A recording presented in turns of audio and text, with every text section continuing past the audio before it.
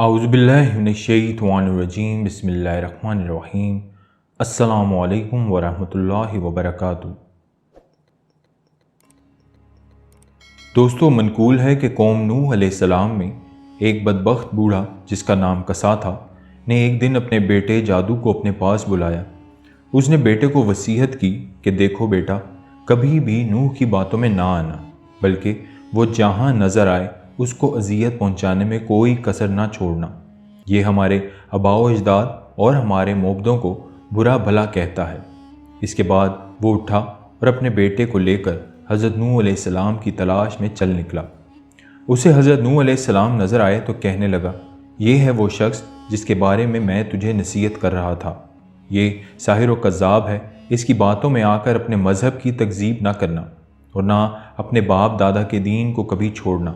بدبخت بیٹے نے باپ کی باتیں سنی تو اسی وقت باپ کے ہاتھ سے اس کی لاٹھی پکڑی اور حضرت نوح علیہ السلام کے سر پر دے ماری، جس سے آپ کا سر مبارک پھٹ گیا اور خون بہنے لگا۔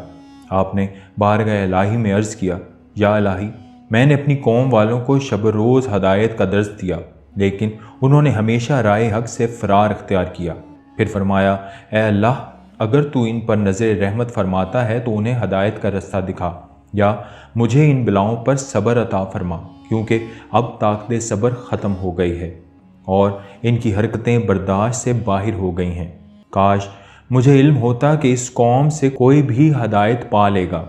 ارشاد باری تعالیٰ ہوا کہ اب تمہاری قوم میں کوئی ایمان لانے والا نہیں ہے، جنہیں ایمان لانا تھا وہ لا چکے۔ پھر ارشاد باری تعالیٰ ہوا، اے نوح، اب ہدایت پانے والوں میں نہ تو باپ کی سلبوں میں اور نہ ماؤں کے ارحام میں کوئی باقی رہا ہے۔ تو پھر جناب نوح علیہ السلام نے عرض کیا، اے رب العالمین، خطۂ زمین پر کسی کافر کو زندہ نہ رکھ۔ حضرت نوح علیہ السلام کی یہ دعا قبول ہوئی اور عذاب کا حکم جاری ہو گیا۔ امام ابن کثیر علیہ رحمہ اللہ نقل کرتے ہیں کہ حضرت نوح علیہ السلام کی ولادت حضرت آدم علیہ السلام کی وفات کے 126 سال بعد ہوئی۔ آپ کا شمار اللہ تعالیٰ کے ان جلیل القدر انبیاء میں ہوتا ہے جن کا تذکرہ قرآن پاک میں فرمایا گیا، اور قرآن پاک کی 28 سورتوں میں آپ کا ذکر خیر فرمایا گیا۔ آپ نے پیغمبروں میں سے سب سے طویل عمر پائی، اس کے باوجود نہ آپ کا کوئی دانت گرا اور نہ کوئی بال سفید ہوا۔ عبادت و ریاضت کا یہ عالم تھا کہ دعوت و تبلیغ اور رشد و ہدایت کے باوجود ہر دن رات میں 1000 رکعت ادا کرتے، اور آپ ہی کو اس سلسلے میں اولیت حاصل ہے کہ آپ کی بد دعا سے امت ہلاک ہوئی۔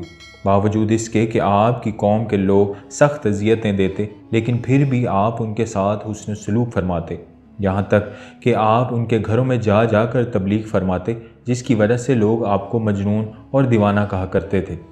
منقول ہے کہ طوفان نوح علیہ السلام سے قبل قوم نے آپ کو اس قدر ایذائیں دینا شروع کر دی تھی کہ وہ آپ کو اتنا مارتے کہ آپ کے اعضاء ٹوٹ جاتے اور آپ شدت تکلیف سے بے ہوش ہو جاتے۔ وہ آپ کو اٹھاتے، کمبل میں لپیٹ کر اس خیال سے گھر پھینک جاتے کہ آپ مر جائیں گے۔ کئی بار ایسا ہوتا کہ گھر میں پھینک کر اوپر پتھر بھی ڈال جاتے۔ رات کو جبرائیل علیہ السلام آ کر پتھر اٹھا کر پھینکتے اور آپ کو وہاں سے نکالتے، پھر اپنے پروں کو زخموں پر ملتے، جس سے زخم فوراً ٹھیک ہو جاتے۔ اگلا دن ہوتا تو آپ پھر قوم کو گمراہی سے نکالنے کے لیے نکل پڑتے۔ تاریخ طبری میں ہے کہ حضرت ابن عباس رضی اللہ تعالیٰ عنہ سے ایک روایت مروی ہے کہ اللہ تعالیٰ نے 480 سال کی عمر میں حضرت نوح علیہ السلام کو نبوت عطا فرما دی۔ 120 سال آپ نے لوگوں کو اللہ کے دین کی طرف بلایا، لیکن قوم نے کسی بات کو بھی ماننے سے انکار کر دیا۔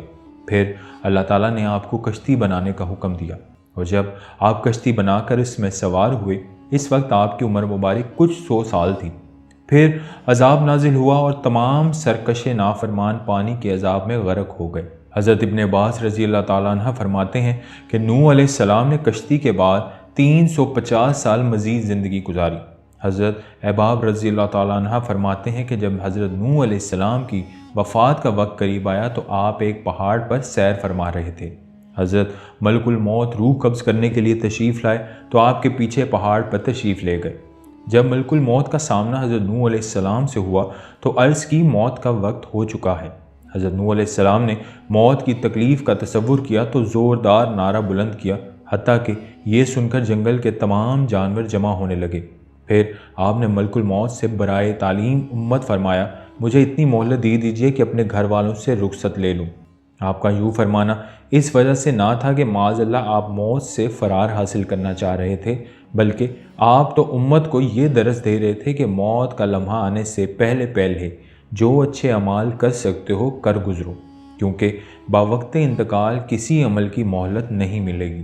چنانچہ ملک الموت نے کہا کہ مجھے اس کی اجازت نہیں کہ مہلت دی جائے۔ یہ سن کر آپ نے فرمایا اس جنگل میں میری نماز جنازہ کون پڑھے گا؟ ملک الموت نے کہا ابھی جبرائیل علیہ السلام ملائکہ کی ایک جماعت کے ساتھ سفر میں ہیں، اسی مقصد کے لیے آ رہے ہیں۔ یہ معلوم ہوا تو آپ وعدہ الہی کی تکمیل کے لیے رضامند ہو گئے۔ اسی اثناء میں حضرت جبرائیل علیہ السلام تشریف لائے اور دریافت کیا اے انبیاء میں سب سے طویل عمر پانے والے، آپ نے دنیا کو کیسا پایا؟ حضرت نوح علیہ السلام نے فرمایا یہ دنیا ایک مکان کی مثل ہے جس میں دو دروازے ہوں، ایک سے داخل ہوئے اور دوسرے سے نکل گئے۔ اس کے بعد ملک الموت نے آپ کی روح قبض کر لی، چنانچہ فرشتوں نے آپ کو غسل دیا اور وہیں آپ کی نماز جنازہ پڑھی گئی۔ کہا جاتا ہے کہ عفت آسمان کی مخلوق کسی کی وفات پر ایسا نہ روئی جیسا کہ آپ کی رحلت پر۔